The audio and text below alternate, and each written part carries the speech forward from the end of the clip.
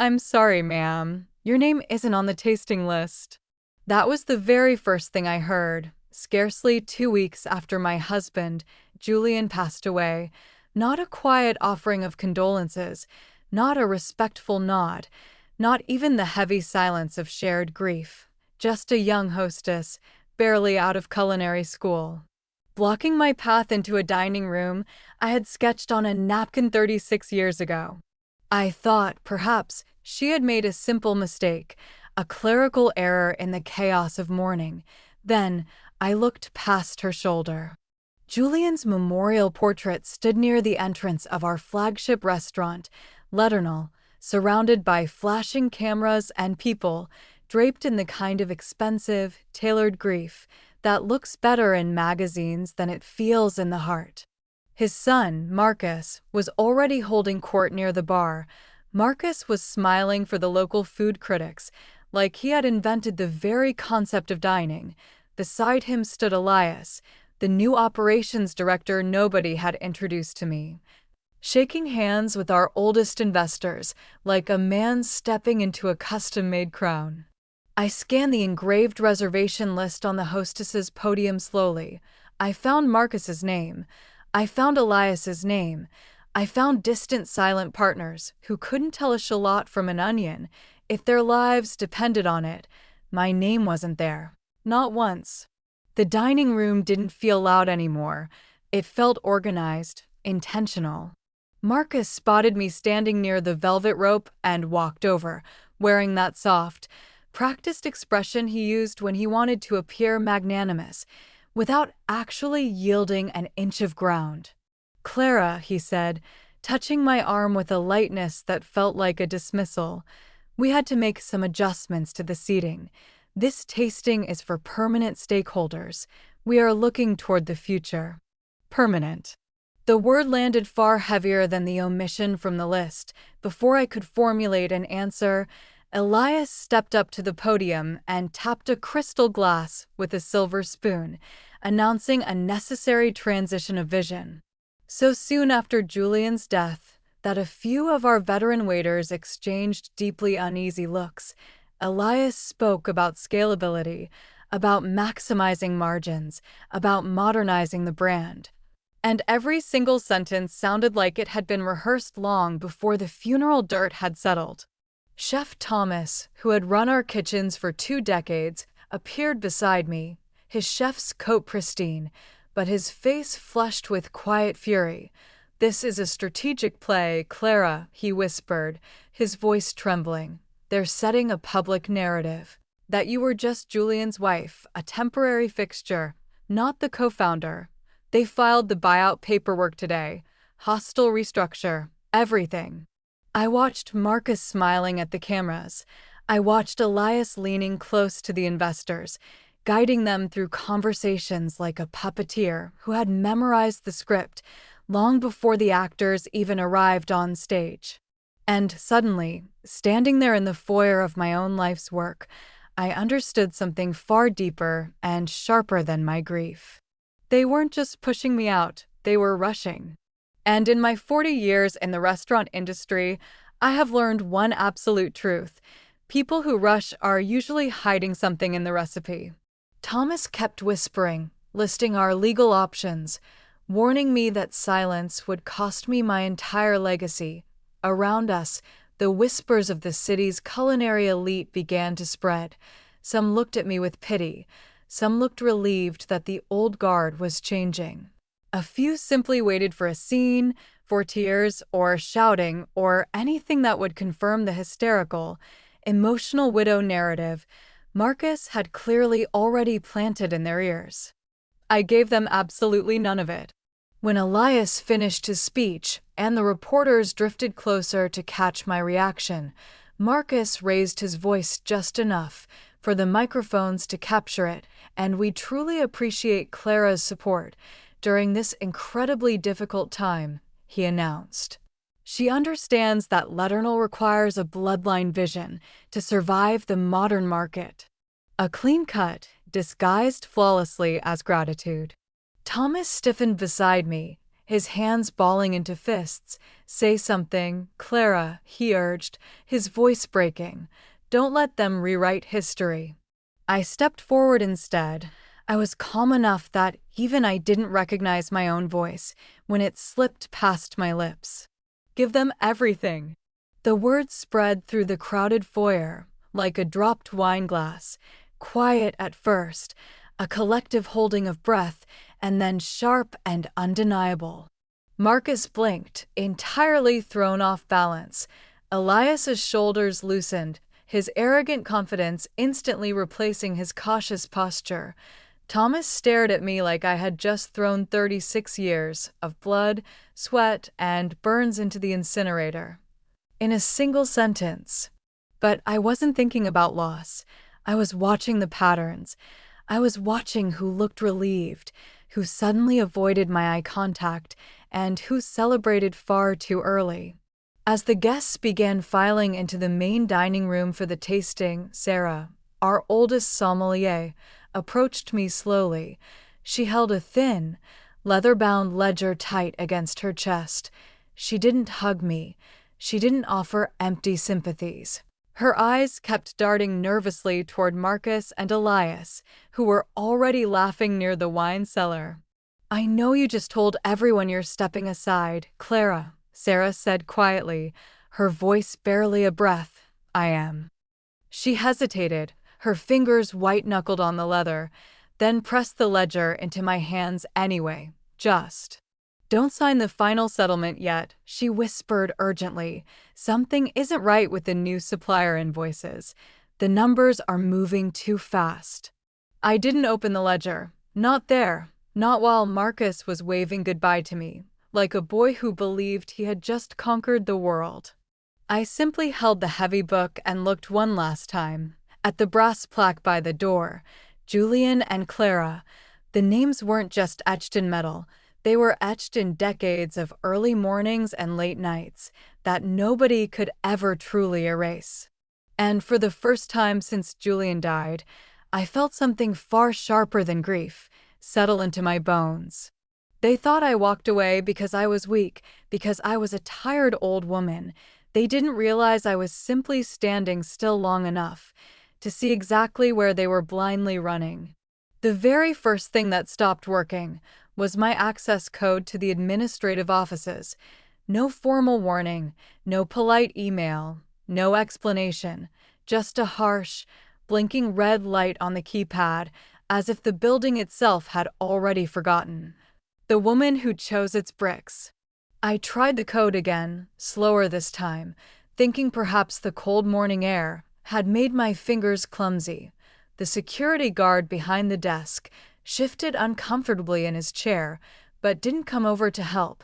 He had known me for 15 years. He used to greet me by name, asking about my garden, but now he kept his eyes glued to his monitors, like I was a stranger waiting for a visitor's pass. "System update, Mrs. Clara," he said finally, not looking up. "Temporary adjustments." Temporary. There was that word again. I didn't argue with him. I simply stepped aside and watched as Marcus breezed through the glass doors, his digital badge flashing a cheerful green. He was laughing into his phone, discussing profit margins, as if the restaurant had always belonged to him alone. Elias followed moments later, tall, composed, and far too comfortable in a space he had absolutely never earned. He barely acknowledged my presence, offering a polite, distant nod, like I was a former vendor passing through to collect an old debt. When I was finally let inside to collect my things, my office had already been cleared. The glass display shelves where Julian and I kept our Michelin stars and James Beard awards were entirely empty. My antique wooden desk chair was gone, even the framed, grease-stained photograph of our very first food cart had disappeared from the wall, leaving behind a pale, ghostly square that looked exactly like a scar. A junior prep cook stood nervously in the corner, packing the last cardboard box, actively avoiding my eyes. "Who told you to do this, sweetheart?" I asked her gently. She hesitated, her hands trembling over a stack of my recipe books. Mr. Elias said, "Restructuring, ma'am. He said we needed the space for the new marketing team." Of course he did. I walked slowly down the long, tiled hallway toward the kitchen, noticing how conversations abruptly died the moment I passed. Line cooks who once came to me for advice on balancing a reduction now turned their heads, looking toward Elias's office for their cues. Elias moved through the prep stations like a storm wrapped in an expensive suit. He talked incessantly about liquidity, efficiency, and cutting overhead, encouraging rapid menu changes as if culinary stability was an outdated, foolish concept. Grief didn't feel like crying anymore. It felt like listening. It felt like watching, counting how many reckless decisions were being made in the name of speed. In the main office, Elias projected spreadsheets onto a large screen, explaining to the remaining board members why our long-term, organic farm contracts needed to be terminated immediately. Marcus nodded eagerly, his custom pen tapping the mahogany table like he was trying desperately to keep up with the foreign language he barely understood. Marcus asked a few questions, but his focus was never on quality or caution. It was entirely on speed. Legacy models simply do not survive modern hospitality markets, Elias said smoothly, pointing to a red line on the graph. We pivot to cheaper, bulk suppliers now, or we fall behind. People pay for the name Letternal, Clara. They don't know the difference between a local truffle and an imported substitute. Legacy. Another word that sounded perfectly harmless until you realized it meant erasing everything that came before you. I stayed near the back of the room, unnoticed, listening to projections that deeply contradicted everything Julian had ever stood for. The numbers Elias presented weren't overtly outrageous. They were simply rushed, like a man trying to sell a beautiful house before the buyers could check the rotting foundation. Later, in the alley behind the kitchens, Chef Thomas caught up with me. He had taken off his apron, a man who looked like he had aged 5 years in 5 days. "They don't even see you anymore, Clara," he said quietly, his voice thick with frustration. "That's perfectly fine, Thomas," I replied, pulling my coat tighter against the chill, because this was never about being seen. It's about what people stop saying when they think you've stopped watching. He handed me his phone, the screen displaying a series of digital invoices. "We've had 3 new meat suppliers approved this week that completely bypass the normal tasting and vetting routes," he said, his tone urgent. "I asked Sarah to check the ledgers, and the costs don't align with the market rate for this grade of product. We are paying premium prices for bulk tier ingredients." I scrolled slowly through the screen, recognizing the vendor codes. They were companies we had explicitly banned years ago for quality violations. Now, they were our primary source. "Maybe it's just Elias's restructuring," I said, deliberately testing the word on my tongue. Thomas shook his head bitterly.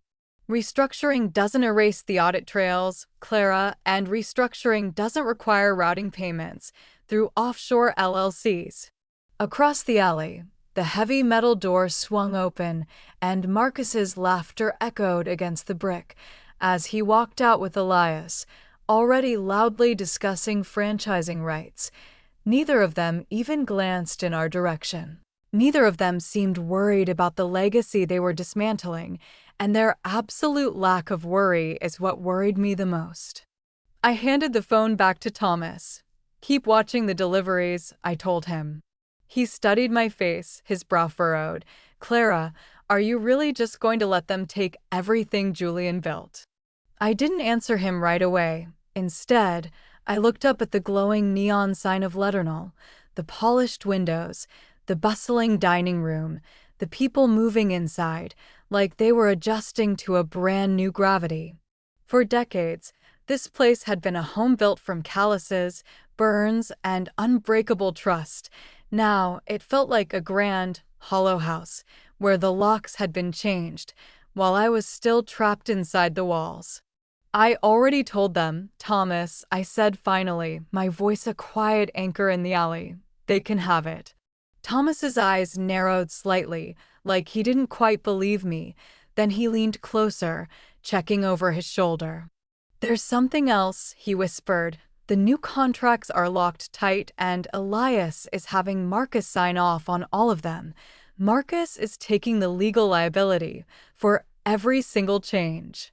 For the very first time that week, I felt a small, distinct shift deep inside my chest. It wasn't anger. It wasn't panic. It was a quiet, tightening realization, like a scattered puzzle suddenly pulling into a clear image.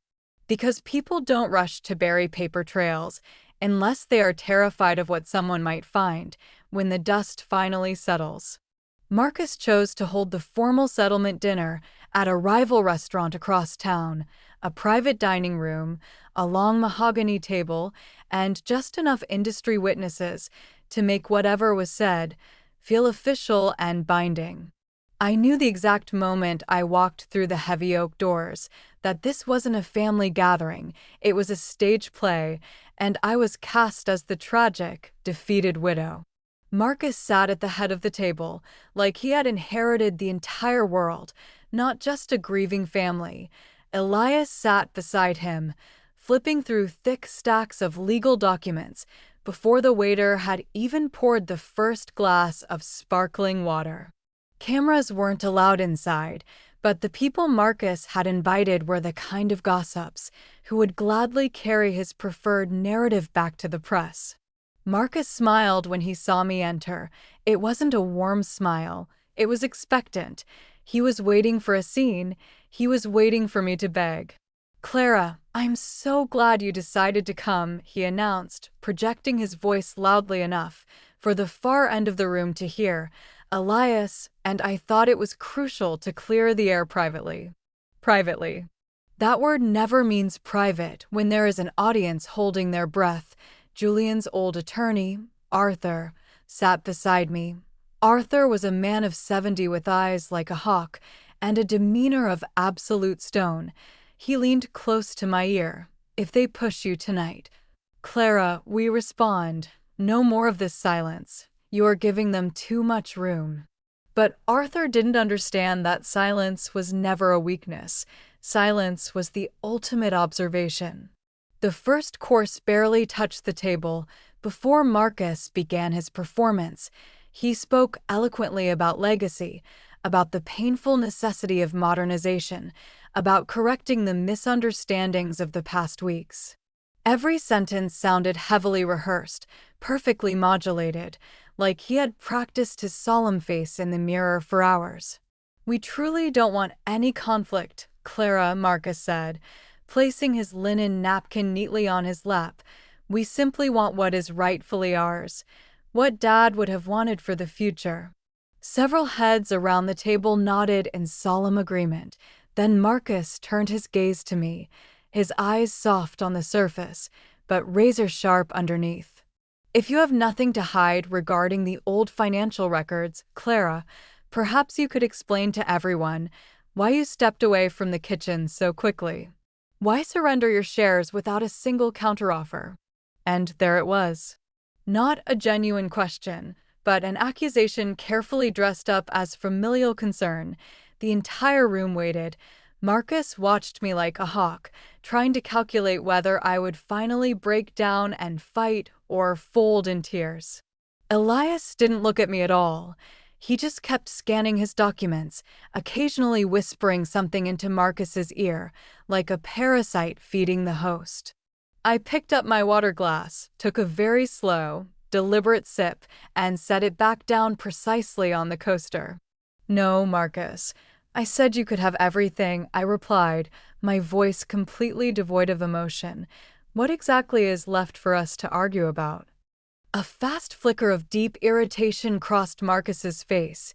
He had expected anger. He had planned for tears. He needed an emotional outburst that he could frame to the board as instability, proving I was unfit to lead.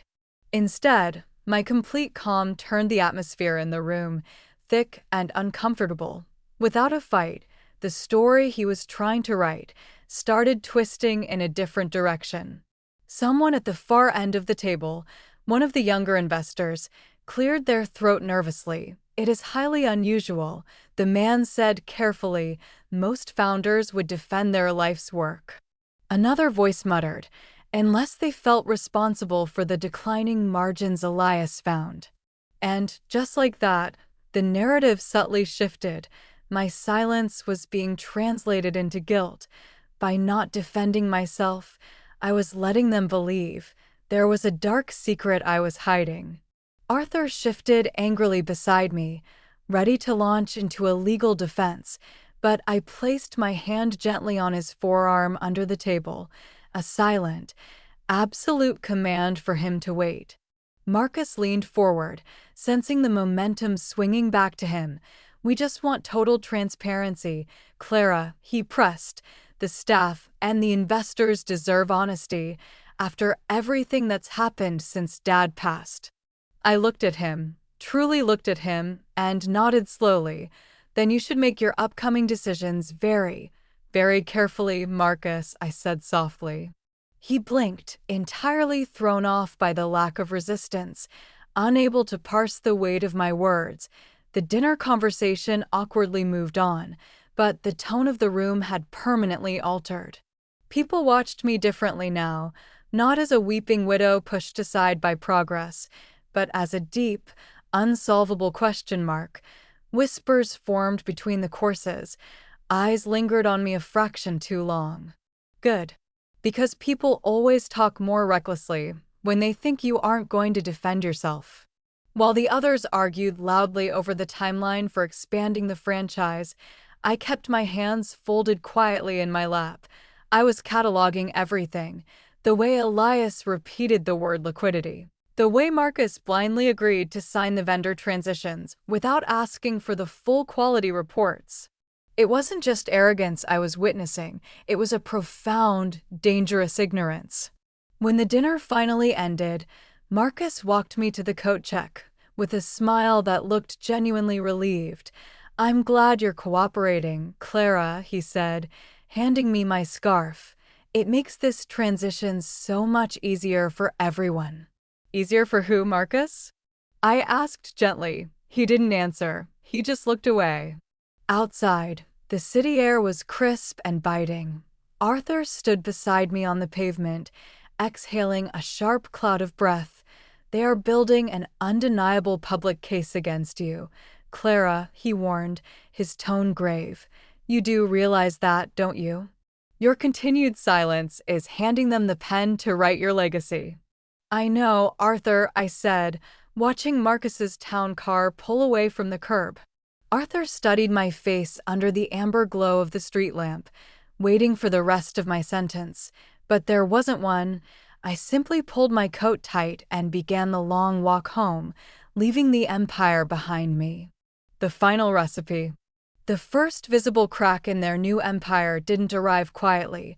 It arrived exactly 3 weeks later, boldly printed as a headline in the city's premier culinary gazette. Ledernal loses coveted Michelin star amid drastic menu restructuring. My phone began lighting up before the sun even crested the horizon.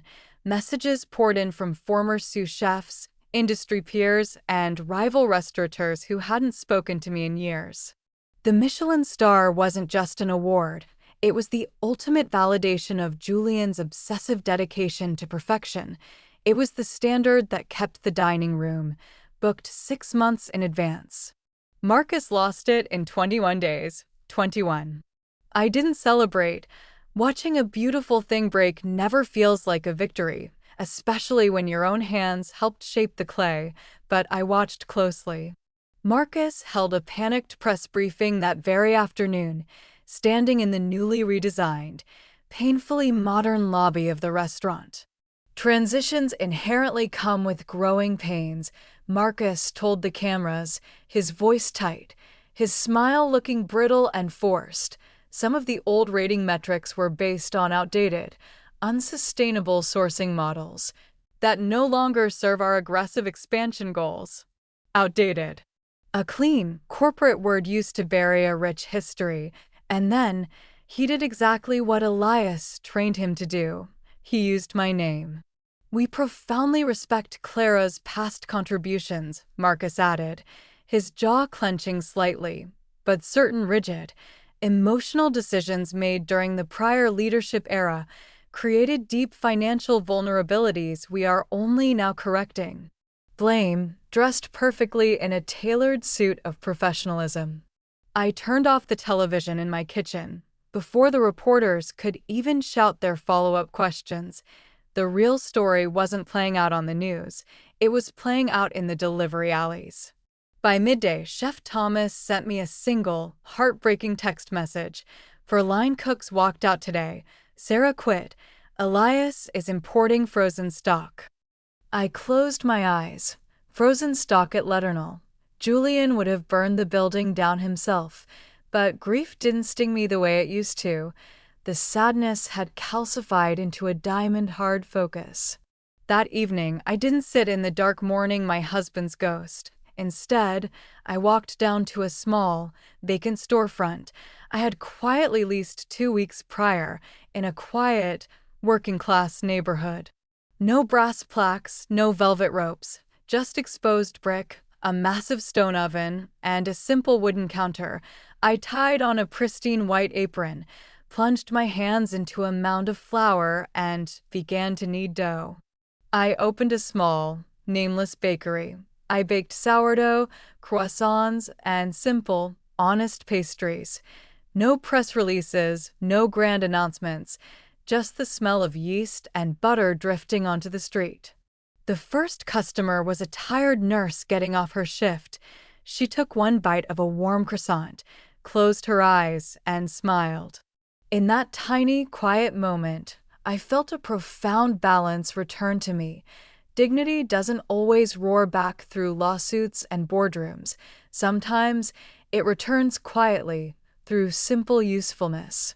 Meanwhile, the restaurant I had built continued to publicly unravel. Investors began demanding emergency meetings. Elias grew louder and more aggressive in his projections, insisting that legacy thinking was the only thing holding them back. He pushed Marcus to liquidate our premium wine cellar to cover the sudden drop in reservations. And still, I remained completely silent. The quieter I became, the louder they had to shout to fill the void, and the louder they shouted, the more careless they became. Late on a rainy Thursday night, Arthur arrived at my bakery. The shop was closed, the chairs stacked on the tables. Arthur didn't knock. He simply unlocked the door with the key I had given him and stepped inside, shaking the rain from his heavy coat. He walked over to the flour-dusted counter and placed a small, thick, wax-sealed envelope precisely in the center of the wood. It was unmarked, but I knew the heavy parchment. I knew the seal. "Julian left this with me 5 years ago," Arthur said, his voice a low, steady rumble in the empty bakery. "He gave me very specific instructions. I was to hand this to you, and only you. If the company ever fell into hands that prioritized speed over substance, hands that rushed." My flour-covered fingers hovered over the wax seal. "Why didn't you give this to me at the funeral, Arthur?" "Because," Arthur replied gently, "Julian also said you needed to see the patterns for yourself before you would understand what to do with it." The room suddenly felt incredibly still, save for the hum of the stone oven cooling down. I carefully broke the wax and slid out a stack of dense legal documents. At the very top was a handwritten note from Julian. The ink was faded, but the deliberate, patient script was unmistakably his. "My dearest Clara," Julian had written, "if you are reading this, it means the wolves are moving faster than they should. Do not fight their speed with resistance. Let them choose it. Let them gorge themselves on their own ambition.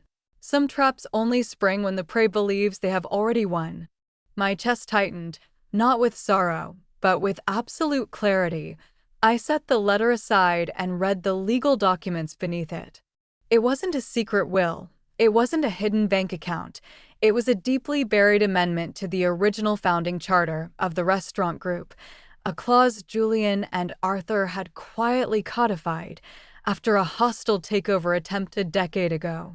It was titled the Quality Assurance Protocol. The language was dense, archaic, and flawlessly precise. It stated that if any founding partner voluntarily surrendered their majority shares to an heir under a hostile or accelerated transition, it automatically triggered an irrevocable, unblockable 30-day forensic audit. Not just of the finances, but of the supply chain, the vendor contracts, and the safety compliance. It was a self-destruct mechanism designed specifically for arrogance. But the brilliance of the clause was the trigger. It only activated if the surrender was 100% voluntary and if the new ownership signed the final transfer without amending the founding charter. They have to walk into it willingly, I whispered, tracing Julian's signature at the bottom of the page. If I had fought them, if we went to court, they would have scrubbed the charter during discovery. But because I surrendered. Because you surrendered, they didn't bother looking, Arthur finished, a fierce, predatory gleam in his old eyes. Elias thinks he's a genius. Marcus thinks you're a coward. They drafted the final transfer documents yesterday. They want to sign them publicly at the franchise gala tomorrow night to prove to the investors that the transition is complete and peaceful. I looked around my quiet, flower-dusted bakery. I looked at the letter from the man who had loved me enough to leave me a sword hidden inside a surrender. Arthur, I said, my voice as hard as the stone oven, tell them I will be at the gala, and tell them I am ready to sign every single thing they put in front of me. The franchise gala was louder than a stock market floor. The grand ballroom of a luxury hotel was packed with investors, food critics, and socialites. Marcus stood on a brightly lit stage, looking like a king surveying his conquered lands. Elias was right behind him, directing the event staff with sharp, impatient gestures. I arrived unannounced, wearing a simple, elegant black dress. I didn't mingle. I walked straight to the reserved table at the front, where the legal teams were already setting out the massive, leather-bound transfer contracts. When Marcus saw me, his smile stretched wide with genuine triumph. Clara, I am so thrilled you came to make this official, he said, stepping down from the stage to greet me, motioning for the photographers to capture the moment. This is a historic night for the family. It certainly is, Marcus, I replied evenly. Elias's high-priced corporate lawyer, a slick, silver-haired man named Vance, laid the golden pen on the documents. Mrs. Clara, Vance said with a patronizingly smooth voice, if you'll just sign here, here, and here. The voluntary relinquishment of all operational and financial authority will be complete. You will be free to enjoy your retirement. Arthur stood beside me, his hands clasped behind his back, silent as a tomb. I didn't hesitate. I didn't pause for dramatic effect. I simply picked up the golden pen and signed my name. Once, twice, 3 times. The ink flowed smoothly, signing away 40 years of my life, my shares, my title, everything. A collective breath of relief swept through Marcus's inner circle. Elias actually chuckled, taking a sip of his champagne. Marcus patted my shoulder. Thank you, Clara. Truly, we will take it from here. I know you will, I said softly, setting the pen down. Vance picked up the documents to verify the signatures. Excellent, the lawyer announced to the small crowd gathered around the table. The transition is legally binding. As a formality, I will now read the execution clause into the record. Vance began to read aloud, his voice booming with legal confidence. He read through the standard clauses of ownership, the transfer of liability, the indemnification. Marcus was already turning back to the stage to begin his victory speech. And then, Vance's voice slowed. He flipped to the final page, his eyes tracking down to a paragraph buried deep beneath the indemnification signatures. The rhythm of his speech faltered. He stopped mid-sentence. His eyes snapped back to the top of the paragraph, reading it again silently. The ballroom was still buzzing with music and laughter, but around the table, the atmosphere suddenly dropped 10 degrees. "Is there a problem, Vance?" Elias asked, his arrogant smile tightening just a fraction. Vance didn't answer right away. He looked pale. He looked genuinely terrified. He placed his hand flat on the document, like he was trying to hold the words down. "Read it, counselor," Arthur commanded, his voice slicing through the noise of the room. Vance swallowed hard. He looked at Marcus, then at Elias, and finally, his panicked eyes met mine. I offered him a faint, knowing smile. "Upon the execution of a voluntary relinquishment of majority shares." Vance stammered, his polished voice cracking. "Under the provisions of an accelerated transition, the quality assurance protocol is hereby irrevocably invoked." Marcus frowned, stepping back to the table. "What the hell is the quality assurance protocol? We didn't agree to that." It's in the founding charter, Marcus," Vance whispered, his hands actually shaking. "It supersedes this document. By accepting her voluntary surrender, you automatically triggered it." "Triggered what?" Elias snapped, stepping forward, his calm completely shattering. Vance took a deep, shaky breath and read the rest of the clause aloud, his voice echoing over the quietening crowd. "An immediate, unblockable 30-day forensic audit by the State Culinary Board and the Federal Financial Oversight Committee. All operational control is temporarily suspended. All vendor contracts, offshore routing, and supply chain invoices from the preceding 90 days are immediately subject to public legal review to ensure the preservation of the brand." The silence that fell over the table was absolute. It was the silence of a trap snapping shut in the dark. Elias's face drained of all color. He knew exactly what the audit would find: the shell companies he owned that were artificially inflating, the cost of the cheap ingredients, the kickbacks he was receiving from the frozen food suppliers, the safety violations they had bribed inspectors to ignore. "You can't do this," Elias hissed at me, his mask of corporate professionalism completely gone. "We own the company now." "You certainly do," I replied calmly, stepping away from the table. "You own every single liability, every falsified invoice, and every broken contract you forced Marcus to sign over the last month. The company is yours, gentlemen, along with the federal investigators." Marcus stared at me, his mouth opening and closing soundlessly. He looked at Elias's panicked, guilty face, and the horrific reality of what he had done, what he had rushed into blindly, finally crashed over him. The investors standing nearby began whispering frantically, several of them already pulling out their phones to call their brokers. I didn't stay to watch the panic fully unfold. I turned my back on the ballroom, walked out through the heavy double doors, and stepped into the cool, quiet night air. The investigation moved faster than anyone, even Arthur, anticipated. When federal auditors have a signed charter mandating complete access, they don't knock politely. They break down doors. Within a week, Elias was formally indicted for corporate fraud and embezzlement. The news sent shockwaves through the industry. The cheap suppliers, the shell companies, the compromised health standards, it was all laid bare on the front page of every newspaper. The investors fled instantly, pulling their capital in a desperate attempt to avoid the blast radius. Marcus was not charged criminally, as his defense of gross incompetence actually held up in court, but he was financially ruined. The board stripped him of his title, the banks called in their loans, and the restaurant group was placed into emergency receivership. A month later, I was in my bakery, pulling a tray of fresh sourdough from the oven. The bell above the door jingled. I turned to see the remaining members of the Leternal Board of Directors standing in my tiny shop. They looked exhausted, humbled, and desperate.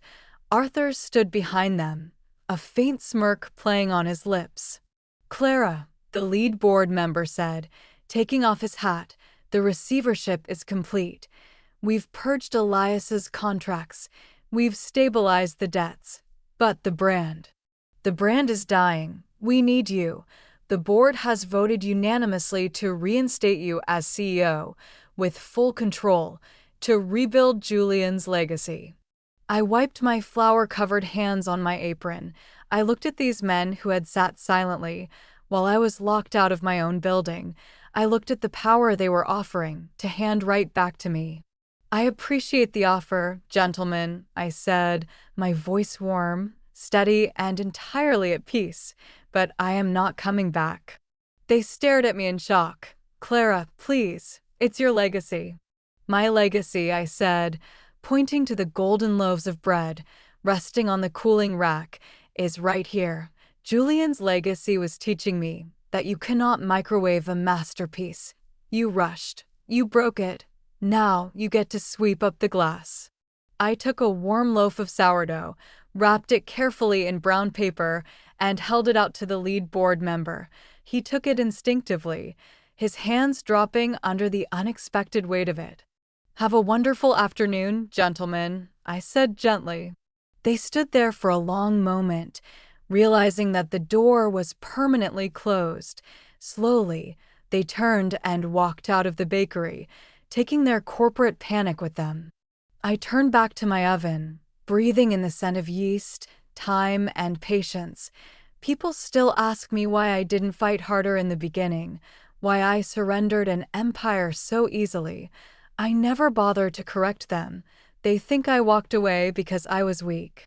I walked away because I knew exactly where they were running, and I had already built the cliff they were going to fall from.